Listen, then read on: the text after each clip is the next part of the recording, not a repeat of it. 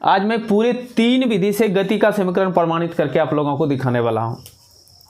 गति का समीकरण 3 होता है। तीनों समीकरण आप लोग पढ़े होंगे 9th क्लास में। तीनों समीकरण का नाम कोई बता सकते हैं? बोलो रोहित। v बराबर u plus A T, v बराबर u plus A T, b square बराबर u square plus b square बराबर u square plus 2s, s बराबर U T plus half A T square. ये 3 समीकरण गति का समीकरण कहलाता है ना। इसको कौन दिया है गति का समीकरण? गैलीलियो बाबा ने। कौन दिया है? गैलीलियो बाबा, ठीक ना। तो गैलीलियो बाबा गति का समीकरण, न्यूटन बाबा गति का नियम। गति का जो नियम अलग चीज है, गति का समीकरण अलग है, ठीक ना। समीकरण कौन दिया है? गैलीलियो। और गति का नियम कौन दिया है? 9 से नियम, 9 से न्यूटन, ठीक ना। उधर नियम वाला याद रखना, गति का नियम न्यूटन दिया है और समीकरण जो है गैलीलियो दिया है। तो 3 समीकरण है और तीनों समीकरण का प्रमाण जो होता है 3 विधि से कर सकते हैं हम। 9th क्लास में ग्राफीय विधि पढ़े होंगे, फिर बीजगणितीय विधि पढ़ेंगे, ठीक ना। उसके बाद फिर एक कलन विधि होता है, ठीक ना। तीनों विधि के लिए मैं लिख देता हूं, हेडिंग हमारा है गति का समीकरण। क्या है? टेक्निकल टीम ठीक जगह है। गति के समीकरण, हेडिंग क्या है? गति के समीकरण। और ये कितने समीकरण है? 3 समीकरण है। इसको मैं क्या बताया? 3 विधि से मैं प्रमाणित करके आपको दिखाऊंगा, ठीक ना। एक विधि मैं ले लेता हूं, सबसे पहले 9th क्लास आपको याद दिलाता हूं। 9th क्लास में दोनों विधि प्रमाण चलता है, बीजगणितीय भी चलता है और ये भी चलता है। छोटा छोटा लिख दूंगा, थोड़ा सा इसमें कर देता हूं। देखिए 9th क्लास में सबसे पहले आप एक फिगर ड्रॉ किए होंगे जिसको चाल समय ग्राफ कहते हैं। चाल समय ग्राफ एक बनाए होंगे। क्या बनाएंगे? यहाँ ध्यान दीजिएगा। सबसे पहले आप एक्सिस लिए होंगे 2, एक को समय अक्ष मान लिए, एक्स अक्ष पर समय ले लिए, और एक को वेग अक्ष मान लिए। क्या मान लिए? वेग अक्ष। मान लेते हैं t1 समय पर कोई पिंड u1 वेग से चल रहा था। कितना चल रहा था? u वेग से चल रहा था। कोई दिक्कत? और t2 समय होते होते उसी का वेग कितना हो जाता है? v हो जाता है। इसके सामने में ले लेते हैं, v हो जाता है। ये सब भाषा में लिखाएगा, ठीक ना। डिस्क्रिप्शन में ये सब लिखेंगे। तो इसका ग्राफ कैसा हुआ? ये हुआ। ये बता रहा है एक समान दर से वेग बढ़ रहा है, ना।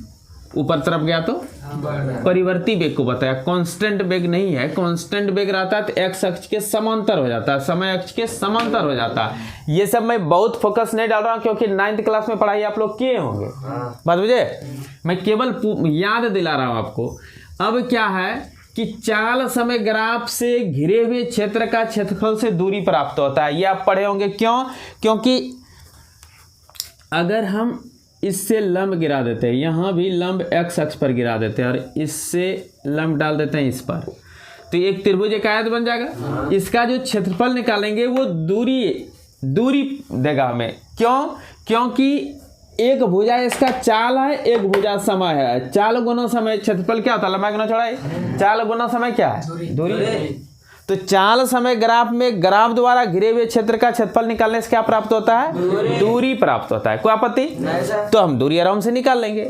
सब रीजन है क्यों चाल समय ग्राफ क्षेत्रफल दूरी दिया हमको, क्योंकि चाल और समय का गुणनफल होगा ना। क्षेत्रफल में लंबाई गुना चौड़ाई है, एक भुजा वेग का है, एक भुजा समय का है, तो वेग समय गुना होगा, स्वाभाविक है दूरी में प्राप्त होगा ना। तो उससे हमको दूरी का समीकरण प्राप्त हो जाएगा। दूसरा है क्या? ये जो स्लोप है, स्लोप निकालते हैं हम लोग टेन थीटा से, और टेन थीटा जो है ढाल देता है और ढाल ही त्वरण है। ढाल क्या है? त्वरण है वेग समय ग्राफ में। तो यहाँ का इस भुजा का हम सबसे पहले कुछ वर्णन कर देंगे। माना कि कोई पिंड, क्या लिखेंगे? माना, राइटिंग दिख रहा है जी टेक्निकल टीम कि बड़ा कर दो। माना कि कोई पिंड t1 समय पर u वेग से तथा t2 समय पर v वेग पिंड t1 समय पर u वेग से चल रहा है। तथा T2 समय पर वेग भी हो जाता है। वेग कितना हो जाता है? वेग भी हो जाता है। कोई दिक्कत? इसलिए ढाल बराबर, ढाल मतलब स्लोप, ढाल मतलब स्लोप। ढाल किसको कहते हैं? टेन थीटा कहते हैं। किसको कहते हैं? Tan theta. इस एंगल को थीटा यहाँ मानेंगे ना। और ये बराबर क्या हो जाएगा? तो ये हो जाएगा ये बटे ये। इसका मान कितना होगा? नामकरण कर देते हैं। माना कि शुरू में वो ए बिंदु पर था, अंत में बी बिंदु पहुंचा है। यहाँ ए बी सी इसको कर देते हैं, इसको डी कर देते हैं, इसको ई कर देते हैं। नामकरण अपना कर सकते हैं। इस भुजा का मान कितना हो जाएगा? बी में यू को, और इस भुजा का मान कितना होगा? T2 माइनस T1 नहीं हो जाएगा जी। यहाँ से तक T2 टाइम है, यहाँ से तक T1 है। T2 में T1 खोल देंगे तो इतने तक समय बचेगा। यहाँ से तक का वेग देखिए कितना है? भी था, भी था। यहाँ देखिए, यहाँ भी होगा, ठीक ना। और यहाँ से तक का वेग कितना है? यू है। दिख रहा है सबको? लो मैं कलम बदल देता हूँ, इंक बदल देता हूँ। ये यू और ये भी, तो इतना सा कितना हो गया? बी माइनस यू, और ये T2 माइनस T1। तो ढाल जो है टेन थीटा से प्राप्त होता है। स्लोप जो है वो टेन थीटा से प्राप्त होता है। टेन थीटा बराबर हो जाता है P बाय बी होता है, और इसी से त्वरण मिलता है। इसको हम लिख सकते हैं बी सी बाय ए सी, अर्थात ए बराबर ढाल टेन थीटा से क्या प्राप्त होता है? त्वरण। स्लोप जो है वेग समय ग्राफ का जो स्लोप है वो त्वरण देता है हमें। तो इसका हो जाएगा v माइनस यू बटे T2 माइनस T1। मान लेते हैं, माना T2 माइनस T1 बराबर T, मैंने घटाक T आया, कुछ तो आएगा ना। तो A बराबर v minus u by T। इसी को सरल करो, 80 हुआ। 80 बराबर v माइनस यू, अर्थात इसको इधर ले आओ, u प्लस 80। उधर क्या बचा? v बचा। इस बस ये तो एक तो समीकरण नहीं हुआ, गति का एक समीकरण। अब इसी समीकरण को दोनों तरफ वर्ग कर देंगे, दूसरा समीकरण मिल जाएगा, ठीक ना। दोनों तरफ वर्ग करने पर क्या हो जाएगा? देखिएगा, हाँ, v पर स्क्वायर एक तरफ हो जाएगा u प्लस 80 का होल स्क्वायर होगा। इसको थोड़ा सा सरल कर देता हूँ, v स्क्वायर बराबर u square plus 2u 80 plus 80 square हो गया। u square plus 2a common निकालिए, क्या दिखेगा यहाँ? ut plus half 80 square. अब फिर लफा, ये कहाँ से आ गया? ये कहाँ से आया? ध्यान दीजिएगा, ये 2 दिया, यहाँ 2 है नहीं यार। क्यों निकाले? क्योंकि u स्क्वायर आ गया, अब 2as करना है, ठीक ना। u स्क्वायर v स्क्वायर बराबर u स्क्वायर प्लस 2as। तो 2a भी दिख रहा है, इसमें भी a है, इसमें भी a है। 2a इसलिए निकालिए कि यहाँ एक गति का समीकरण है, वो दूरी वाला समीकरण आएगा ut प्लस हाफ 80 स्क्वायर, जिसको s कर देंगे। और 2u निकालने से ये क्या बचा? यहाँ 2u जब निकाल लिए, 2a जब निकाल लिए, 2a u नहीं, 2a जब निकाल लिए तो क्या बच गया? यहाँ ut बचा। और यहाँ 2 नहीं था तो 2 से गुना कर देंगे, 2 से भाग दे देंगे। अब देखिए 2 निकल गया, तो हाफ 2 नहीं बच गया, एक 2a निकल गया है, तो एक 2a बचा। समझ में आया? अर्थात u स्क्वायर प्लस 2as, ये हो गया v स्क्वायर बराबर। अब तीसरा समीकरण, ये कहाँ से आया? ये प्रूफ तो अभी नहीं हुआ था, s बराबर ut प्लस हाफ 80 स्क्वायर। तो इसके लिए क्या करेंगे? हम जानते हैं कि यहाँ खाली एक लाइन और लिखेंगे। हम जानते हैं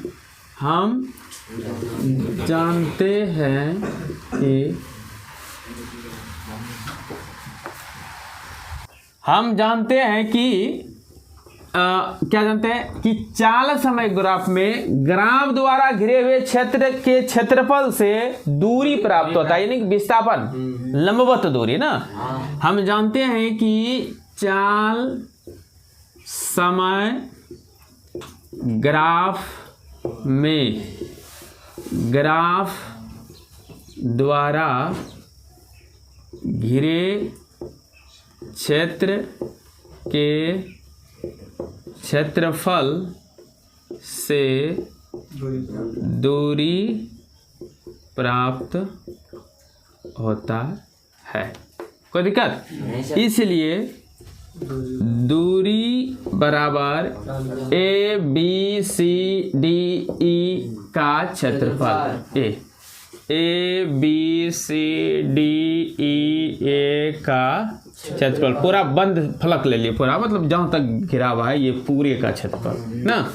तो इसको दो भाग में तोड़ देंगे, त्रिभुज ए बी सी का क्षेत्रफल प्लस हो जाएगा आयत क्या चीज ए सी डी ई ए भी लिख सकते हैं का क्षेत्रफल ना, बंद करने के लिए जैसे है ना ए बी सी डी बोलते हैं ना हम लोग, A B C D A भी बोल सकते हैं इसको, और उत्तम हुआ A B C D A, मैंने यहाँ से चालू किया यहाँ के बंद हो गया, ठीक ना। तो जैसे देखिए यहाँ लिखे हैं, इसको लिख सकते हैं, ठीक ना। तो इसका क्षेत्रफल क्या हो जाएगा, त्रिभुज का हाफ गुना आधार कितना है T2 - T1, T2 - T1 जिसको T हम मान लेते हैं ना, गुना हाफ गुना आधार में ऊंचाई, ऊंचाई कितना है V - U हो गया, प्लस आयत का क्षेत्रफल लंबाई गुना चौड़ाई, कलम बदल रहा हूँ क्योंकि इधर मिक्सिंग ना हो। तो क्या लंबाई गुना चौड़ाई, लंबाई इसका एक भुजाई है U और एक भुजाई है T2 - T1 यानी कि T2 - T1 इंटू U हुआ। अब मान लेते हैं माना कि T2 में T1 घटा के T प्राप्त होता है, ठीक ना। तो क्या हो जाएगा half T into V - U plus TU, अर्थात इसको सजा के लिखते हैं UT, पहले इसको लिख दिए plus half T V - U हुआ। अब यहाँ चाहेंगे डबल कम कर सकते हैं, क्या कम कर सकते हैं, हम त्वरण के सूत्र से जानते हैं, क्या लिखेंगे, हम जानते हैं त्वरण के सूत्र, या नहीं जानते हैं तो कुछ नहीं जानिए। देखिए half UT plus half AT square करना है ना, इसको टाइम से भाग दे दीजिए और टाइम से गुना कर दीजिए, सब जान जाएंगे। देखिए V - U / T क्या है, जना गया। और या तो V - U का A बराबर लिखिए V - U / T हम जानते हैं, इसलिए V - U बराबर हम लिख सकते हैं AT, तो ये AT यहाँ रख देते हैं, वो भी कम है, बात समझिएगा। अन्यथा T से गुना T से भाग कर दीजिए, दोनों मेथड आपके पॉकेट में है, आप जिसका इस्तेमाल कर सकते हैं। समझ में आया? You are free and everywhere free, जो मन में है वो करो। तो अब क्या हो जाएगा, इसको हम क्या लिख देंगे, A लिख देंगे और T स्क्वायर हो जाएगा, अर्थात हाफ AT स्क्वायर, और दूरी का संकेत S है, S बराबर UT प्लस हाफ AT। गति का तीनों समीकरण प्रमाण हो गया। किस विधि से प्रमाण हुआ, ग्राफीय विधि से। इसको क्या कहेंगे, ग्राफीय विधि से तीनों समीकरण प्रमाण हुआ। कोई दिक्कत?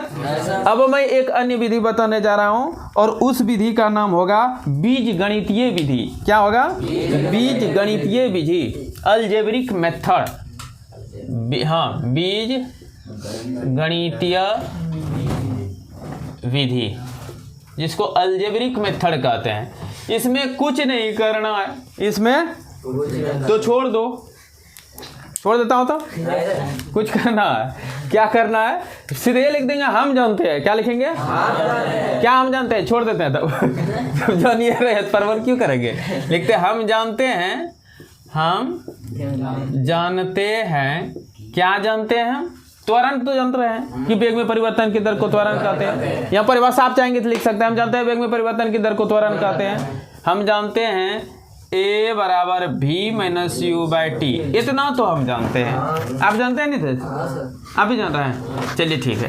तो इससे आगे बढ़ जाते हैं, इससे गुना करते हैं AT बराबर V - U, और उसको इधर ले आएंगे, इसको इधर ले आइए, U प्लस AT बराबर V बराबर U प्लस AT, एक प्रमाण।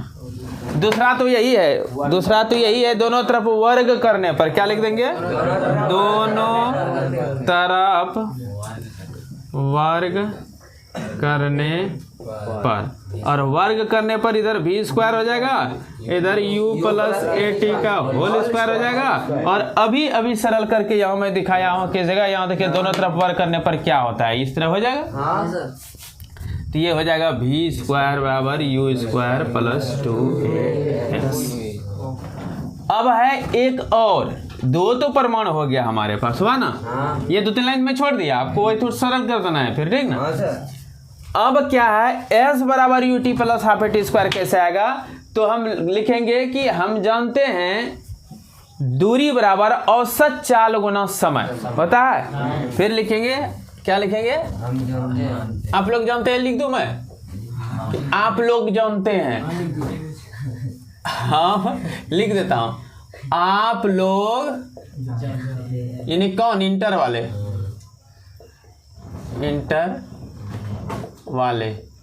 इंटर का स्पेलिंग ठीक लगाया है, आप लोग जानते हैं, क्या जानते हैं आप लोग क्या जानते हैं, बोलिए। आप लोग जानते हैं दूरी बराबर औसत चाल गुना समय, और औसत चाल आप लोग जानते हैं V + U/2 इंटू T, वाह। और V बराबर फिर आप लोग कुछ जानते हैं, आप लोग जानते हैं U + AT, जानते हैं ना, U + AT, अब प्लस U है ही, यहाँ तक तो आप लोग जान ही रहे। U क्या हो जाएगा, 2U, same to u by 2 into T इधर बगल में खड़ा है, ध्यान देखना, इसको भूल नहीं जाना, ये तो कार मचा देगा या फायर कर देगा जाके ये, ठीक ना, इसलिए इस पे इसको भूलना नहीं है। 2 से इसको भाग देते हैं, 2U/2 80/2, हमको तो इतना बोलने में सुंदर लगता है कि लगता है मन परवन करते रहो, 2U/2 ना 80/2 T। अब क्या मजा आएगा, अब T से पहले गुना कर देते हैं, मजा तो बाद में दिखेगा, ठीक ना। इधर जगह खत्म हुआ, यहाँ कर देता हूँ, कलम बदल के करूँ, परेशानी फीलिंग नहीं कीजिएगा, ठीक ना। आप लोग परेशान होंगे तो पूरा जान परेशान हो जाएगा, इसलिए आप लोग परेशान नहीं होइएगा। तो ये क्या हो जाएगा, U 2 तो कटाने का अधिकार है आपको, क्या आप लोग कहा अधिकार, तो कटा दीजिए, प्लस 80/2 इंटू T, और क्या आ जाएगा UT + हाफ AT स्क्वायर। ये क्या बराबर निकला, दूरी बराबर, दूरी को तो संकेत S दे देते हैं। इस प्रकार आप 2 विधि में आपको याद दिला दिया, ग्राफीय विधि और बीजगणितीय विधि। और अब जो पढ़ेंगे कलन विधि के पहले आप स्क्रीनशॉट ले लें बढ़िया से, फिर मैं मिटा के बताऊंगा को कलन विधि सिखाने वाला हूं, ठीक ना। अभी तक आपने 2 विधि देखा, कौन कौन विधि देखा, ग्राफीय विधि, बीजगणितीय विधि, और अब कलन विधि। कलन क्या होता है, समाकलन अवकलन, कलन गणित ही है ना, कैलकुलस मैथ, जिसमें 2 तरह का कलन है, अवकलन और समाकलन। अभी देखिए कौन कलन कम देता है हमको, समाकलन कम देता है, अवकलन कम देता है, समय बताएगा, ठीक ना। तो सबसे पहले आपको मैं याद दिलाना चाहूंगा कि आप पढ़ेंगे 1-2 सूत्र, छोटी छोटी वेग में परिवर्तन की दर को त्वरण कहते हैं, अर्थात dv/dt को क्या कहते हैं, A कहते हैं। विस्थापन में परिवर्तन की दर को वेग कहते हैं, अर्थात ds/dt को क्या कहते हैं, v कहते हैं। ये चीज आप लोग पढ़े होंगे। अब इसी का काम है यहाँ कलन विधि से, मैं क्या बता रहा हूँ, कलन विधि से गति के समीकरण। यहाँ केवल मैं लगा सकता हूँ कलन विधि, कलन विधि से गति का समीकरण सबसे पहले लेके हम लिख सकते हैं। हाँ, चलता हूं बाएं से दाएं से बाएं। हम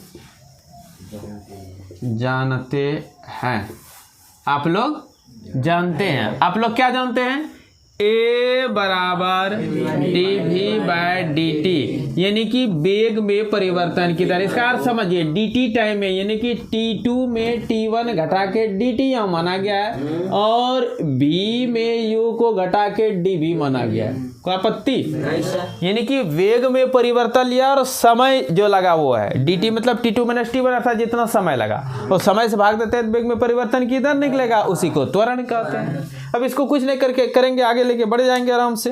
ये तो आप लोग जानते हैं ना, ये आप लोग जानते हैं ना, आप लोग जानते हैं A बराबर dv/dt। अब इसको आगे बढ़ा देते हैं, A dt बराबर dv। अब आप लोग नया चीज जान लीजिए, यही समाकलन कर देंगे, ठीक ना। क्या करेंगे? समाकलन कर देंगे। तो समाकलन कैसे करेंगे? समाकलन इंटीग्रेशन का ये चिन्ह है, लिमिट इंटीग्रेशन करेंगे। ये टाइम जो वेरी क्या होगा? 0 से लेकर के t तक, 0 से लेकर t तक। जब भी कोई काम प्रारंभ करते उसमें समय कितना लगा रहता है? उस काम को करने में कितना समय लगा रहता है? जैसे कि कोई पिंड गतिशील गाड़ी है, ठीक ना, और हम देखना चालो कि जैसे देखना चालो कि उस समय मेरे लिए समय क्या था? 0, लेकिन वो तो यू वेग में हो सकता है, और बहुत देर के बाद देखते हैं उसका वेग और बढ़ गया, तो टाइम कुछ लगा, उसको t2 मान सकते हैं या t मान सकते हैं, 0 से t तक। जैसे हम देखें टेम्पू जा रही है और बस भी जा रही है, हम नज़र जैसे डाले तो मेरा नज़र पड़ा, तो जैसे नज़र पड़ा t वहाँ 0 है मेरा, लेकिन उसमें वेग है, तो इसलिए वेग का लिमिट हम लोग u से भी चढ़ाएंगे, ठीक ना। वेग में लिमिट क्या लगा देंगे? u से। कारण समझे कि वो तो गतिशील है, अब u अगर 0 होगा तो उसका भी 0 होगा, देखा जाएगा वो समय के साथ। अब फिर देखिए यहाँ मैं इसीलिए आप लोगों को पढ़ाया था 2-3 क्लास मैथ का, मैथमेटिकल कंसेप्ट दिया था। यहाँ किसके सापेक्ष करना है? क्या करना है? इंटीग्रेशन। जब समय के सापेक्ष करेंगे तो समय वाला ही व्यंजक यहाँ रहेगा ना, तो यहाँ देखिए ए है, तब यहाँ फिर वही होगा, मेरे गलिया में तुम्हारा क्या काम है? इसका कोई काम नहीं, जा बेटा तू बाहर। 0 से t dt, और यहाँ u से भी dv। अब आगे क्या करेंगे? 0 to t, ये तो आप जानते हैं बढ़िया से कि t पर 0 होगा, और t 0 + 1 बटे में, अर्थात t बराबर dv का फिर वही भी u से भी। जिसको समझ में नहीं आता है, मेरा मैथमेटिकल कंसेप्ट समाकलन अपकलन वाला वीडियो देख लें, उसको समझ में निश्चित आ जाएगा, क्योंकि इसमें कुछ न्यूमेरिकल भी, वो होमवर्क भी दिया हो इंटीग्रेशन डिफरेंशिएशन का। a t - 0 b - u, अर्थात ये जाएगा a t बराबर b - u को लेते आते हैं, तो v बराबर u + a t नहीं होगा, ये t u + a t हो जाएगा, एक तरफ v हो गया, दोनों तरफ टपा दिए एक बार, प्रमाण हो गया। अब आगे है v² बराबर u² + 2as, s शामिल करना। फिर आप लोग जानते हैं, आप लोग क्या जानते हैं? तो लिखेंगे यहाँ, आप लोग जानते हैं, इंटर वाले लोग जानते हैं, हम भी लिख दें अपना, हम जानते हैं। क्या जानते हैं हम? आप लोग क्या जानते हैं बताइए तो? आप लोग जानते हैं a बराबर dv/dt, और आप लोग को इसमें s भी शामिल करना है। इसके लिए आप लोग क्या कीजिएगा, ज़्यादा कुछ कोशिश नहीं करना है, ds/ds कर दीजिएगा। अब क्या करना है? a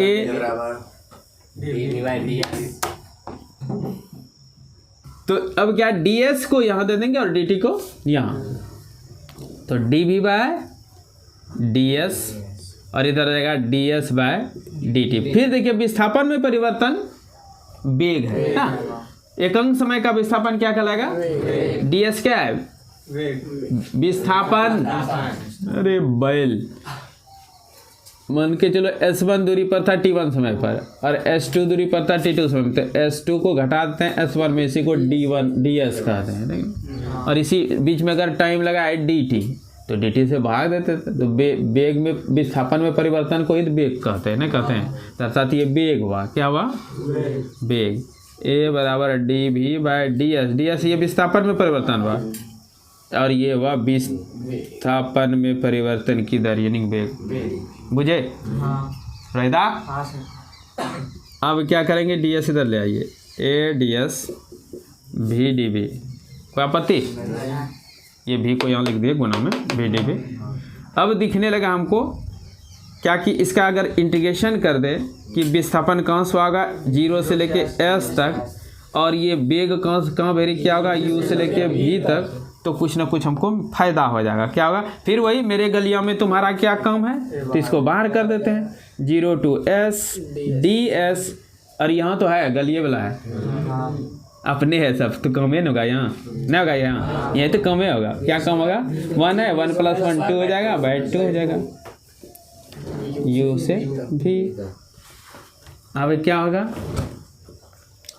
s माइनस 0 और यहाँ क्या होगा, हाफ चाहेंगे तो बाहर निकाल सकते हैं v स्क्वायर u2 v ना।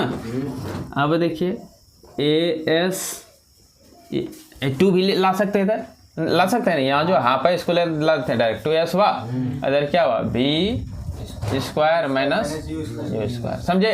ये हाफ इधर ले आए तो भागास गुणम चला आया 2as, s घटो 0s, as था ही, इधर से 2 आएगा 2as हो जाएगा, इधर क्या हुआ v square minus u square.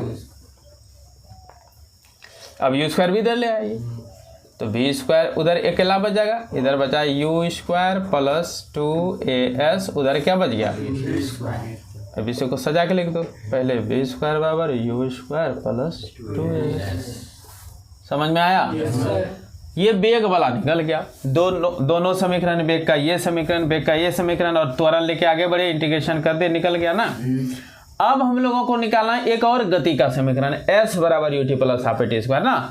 उसको कैसे प्रमाण करेंगे, तो उसको इसी सूत्र लेकर के आगे बढ़ जाएंगे, इसी से आगे बढ़ेंगे। क्यों, क्योंकि s वही देगा हमको, ठीक ना। पुनः आप लोग जानते हैं कि यहाँ लिख दीजिएगा, ठीक ना। आप लोग लिखिएगा हम जानते हैं कि, क्या आप लोग जानते हैं, आप लोग जानते हैं s बराबर, आप लोग क्या जानते हैं v बराबर ds बाय dt, इतना आप लोग जानते हैं, अर्थात v dt बराबर ds, ये तो आप जानते हैं। फिर आप लोग v बराबर u प्लस at जानते हैं, u प्लस at जानते हैं, dt बराबर ds। क्या आपत्ति, इसको अंदर कर दीजिए, u dt at dt ds।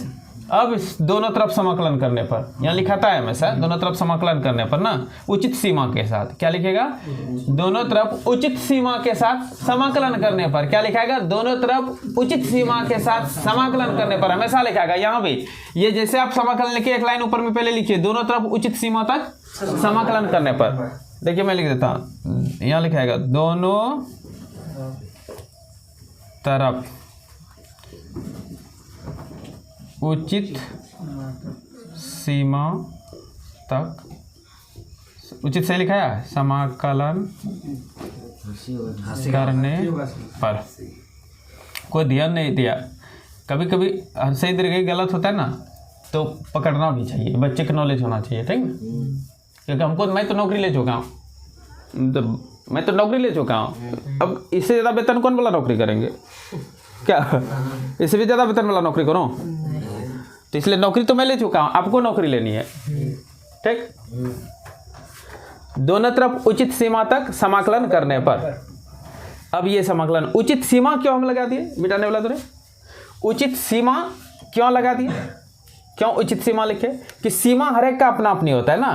u dt plus at dt बराबर ds, और समाकलन करेंगे उचित से, मतलब बेग है, बेग है ना, तो बेग का वेरिएशन क्या हो सकता है, ये हो सकता है, सॉरी टाइम, हाँ टाइम के सापेक्ष होगा, तो टाइम का वेरिएशन क्या हो सकता है, 0 से लेके t तक। यहाँ किसके सापेक्ष रहा, टाइम के सापेक्ष, तो टाइम का वेरिएशन 0 से लेके t तक। ये विस्थापन है, विस्थापन का वेरिएशन 0 से लेके s तक, कोई दिक्कत। अब आगे बढ़ते हैं, फिर यही मेरे गलिया में तुम्हारा क्या कम है, ये टाइम है, ये बेग है, बेग को बाहर कर देते हैं, 0 to t d2, फिर ये बाहर t dt, कोई दिक्कत। अब देखिए ये t हो जाएगा,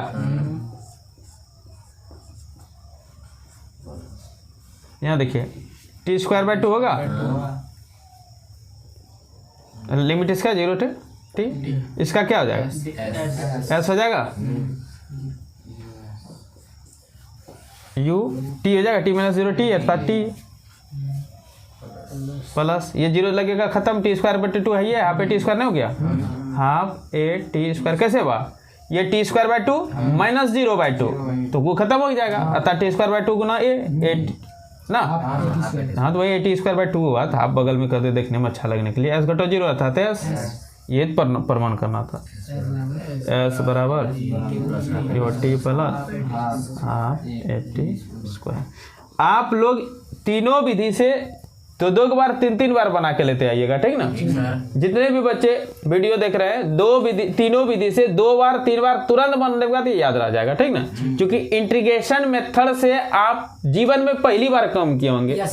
इस उम्र में आप आए और फर्स्ट बार इंटीग्रेशन का उपयोग आप फिजिक्स में किए, वो फर्स्ट बार है। और ऐसा इंटीग्रेशन है जो लिमिट इंटीग्रेशन हो गया, डेफिनेट इंटीग्रेशन आ गया ना, इंटीग्रेशनों में बम्पर इंटीग्रेशन आ गया। इससे ज्यादा इंटीग्रेशन में अब कुछ आता ही नहीं है। तो इसलिए इसी को समझने के वास्ते मैं आपको पहले मैथमेटिक्स क्लास लिया, 2-3 क्लास मैंने लिया मैथमेटिक्स का, ताकि आपको ये समझने का कैपेसिटी डेवलप हो सके। अन्यथा आप क्या होता है, इसमें पूरा हो जाते हैं और ये किसी भी सूरत में आपको समझ में नहीं आता, और याद कहीं ना कहीं आपको याद करना पड़ जाता चीज को कि इस जगह ऐसा होता होगा। और इस वातावरण से आपको मैं मैथमेटिक्स में परिचित करा दिया, वहां आपने 10-20 हिसाब बनाया, जिसके कारण आपका दिमाग तरोताजा हो गया और आप समझ गए फटाफट। देखते देखते आप समझ में आ रहा है कि वो टाइम के सापेक्ष होगा और क्या होगा, इंटीग्रेशन होगा ना। सब में देखते हैं और समझ आते हैं वो समय विस्थापन के सापेक्ष इंटीग्रेशन होगा। तो इस प्रकार तीनों समीकरण खत्म हुआ और फिर मिलते हैं हम लोग। 1 मिनट, अभी मिलना नहीं है, अभी मिलाता हूं एक चीज से। और एक आता है nवें समय में nवें सेकंड में तय की गई दूरी का व्यंजक प्राप्त करें, ठीक ना। एक छोटा सा टॉपिक है जो कि मैं मिटाने के बाद बताता हूं। अब एक छोटा सा टॉपिक है, एक छोटा सा टॉपिक क्या है कि nवें सेकंड में तय की गई दूरी का व्यंजक क्या होगा। nवें मतलब हुआ कि मान के चलिए यहां से अक्षय जी दौड़ते हुए अंबा चला गया घुसा के, ठीक ना। यहां से दौड़ते हुए कहां चला गया, अंबा चला गया। तो दौड़ के जो गया तो समय कुछ लगा होगा, मान लेते हैं 15 मिनट लगा, 15 सेकंड लगा। कितना लगा, 15 सेकंड। 15 सेकंड में कितना दूरी तय किया, तो S = UT + ½ AT² लगा के निकाल लेंगे। अक्षय जी का प्रारंभिक वेग ले लेंगे, त्वरण ले लेंगे, समय ले लेंगे और फटाक से सरल कर देंगे। फिर 14 सेकंड में कुछ दूरी क्या होगा, तब तो 15वां सेकंड क्या होगा, ध्यान दीजिएगा। 15 सेकंड में कितना गया है अक्षय जी, तो S15 निकालेंगे, UT + ½ AT²। यहाँ T क्या है, 15।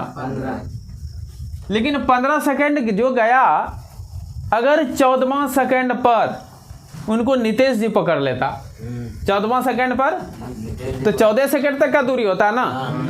तो S 14 सेकंड में कितना गया था, 15 - 1 14 क्या है, 15 - 1 14 क्या है, 15 - 1। तब जो होता है UT + ½ AT²। यहाँ T की जगह क्या लिखते जाते हैं, 15 - 1 15 - 1, जो भी कुछ निकलता निकल जाता। अब क्या करते, इस दूरी में जो 15 सेकंड तक जितना दूर दौड़ के गया था, उस दूरी में 14 सेकंड तक का दूरी क्या करेंगे, घटा देंगे। तो किस समय का वो दूरी निकलेगा, 15वें का, 15वें, उसी को कहते हैं nवें टाइम में तय की गई दूरी। समझ में आया, nवां क्या है, तो nवां हेडिंग होगा टीवे या nवें, जो कहिए nवें सेकंड में तय की गई दूरी कैसे निकालेंगे, तो मिटाने वाला तुरंत 1 मिनट। तय की गई दूरी कैसे निकालेंगे, तो लिखेंगे n समय में तय की गई दूरी, ठीक ना। n सेकंड nवें समय, सेकंड ले लिया, कोई एक सेकंड भी ले सकते हैं, समय भी लिख सकते हैं, ठीक ना।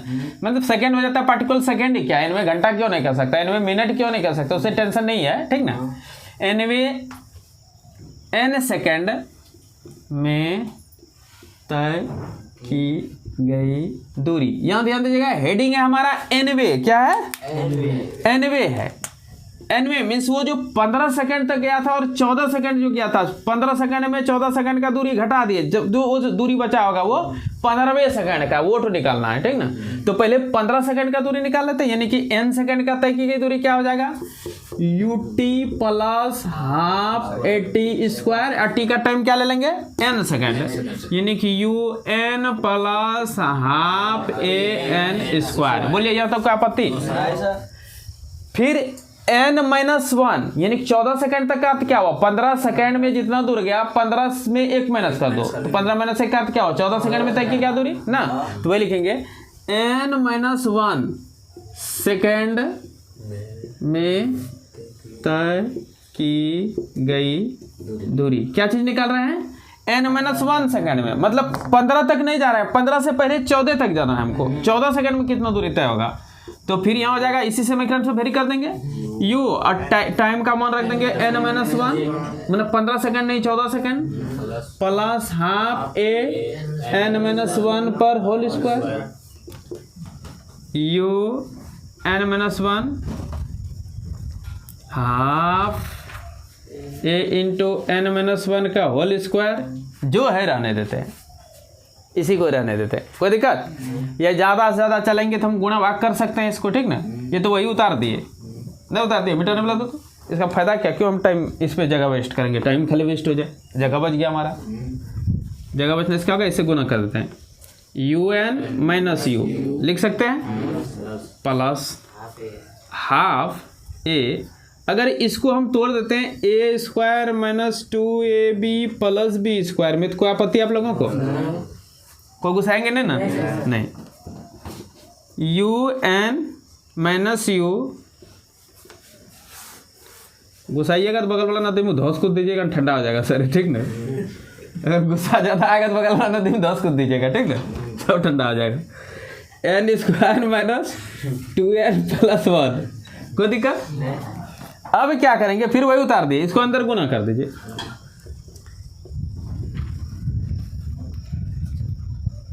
Half a n square minus, जैसे इसे अंदर गुना करेंगे दो दो क्या आ जाएगा, कट जाएगा, a n plus half a। सावधानी से काम करना है, गलत नहीं होगा, नहीं तो जरा सा इधर उधर हो जाएगा तो लटक ले तो बेटा गिर ले। अब कोई फायदा नहीं है तो इसको सीधे घटा देंगे, अब लिखेंगे nवे, क्या लिख देंगे,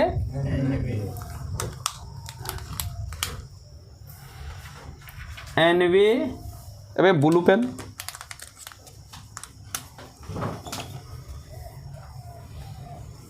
nवे सेकेंड में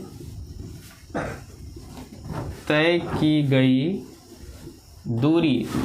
अब ध्यान दीजिए, मैं क्या निकाल रहा हूँ, nवे सेकेंड में, n हो खाली, यानी कि 14वां हो सेकेंड, तो 15 सेकेंड तक में 14 सेकेंड घटा देंगे, 15वां सेकेंड, 15वां, तो 15 सेकेंड का दूरी 14 सेकेंड का दूरी घटा देंगे, 15 सेकंड का दूरी में 14 सेकंड का दूरी घटा देंगे, तो बचेगा 15वां सेकंड है, बचेगा वो तो nवां सेकंड हुआ, यानी 15वां सेकंड क्या आ जाएगा, देखेंगे n सेकंड में तय की गई दूरी माइनस n-1 सेकंड में तय की गई दूरी, नहीं हो जाएगा।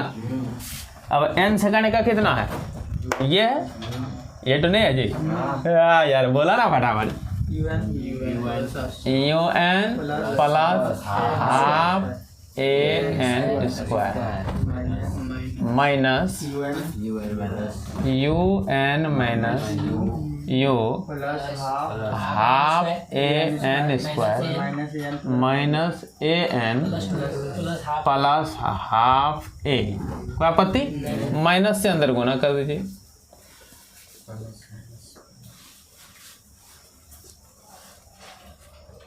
un है ना, हम ये इतना मिस कर गए, इस तरह लिखेंगे तो बच्चा उत्तर क्या हो जाएगा, plus u minus half plus हो गया। अब देखिए un घट के 0 हुआ, ये 0 हुआ, अब क्या बच गया, बच क्या गया, u बचा, an बचा, हाफ a बचा, ए दिख रहा है कॉमन तो निकाल भी सकते हैं, u प्लस, इसको पहले चाहेंगे तो भिन्न का जोड़ घटाव भी कर सकते हैं, ठीक ना। कैसे करेंगे, जैसे भिन्न का जोड़ घटाव कर देंगे, यहाँ 2 आ जाएगा, आएगा ना जी, और पूरा होल बट्टे 2 हो जाएगा, ये आ जाएगा, नहीं बुझने लगा।